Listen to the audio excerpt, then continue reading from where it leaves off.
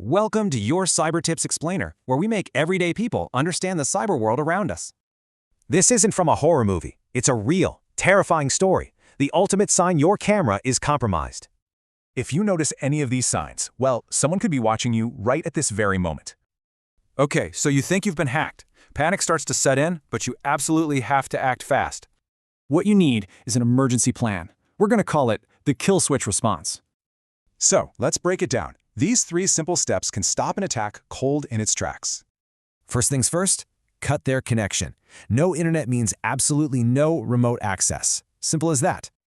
Next up, you're going to lock the gates. Change those passwords, your Wi-Fi, your camera, your email. Lock them out. And finally, report it. You've got to create that paper trail. This helps authorities and prevents future attacks. So once the threat is gone, it's time to seriously harden your defenses. This is a must. You see, this is about way more than just tech. It's about you taking control of your own safety. Subscribe to this channel, like and share this video with someone you deeply care about to have a foolproof cyber defense.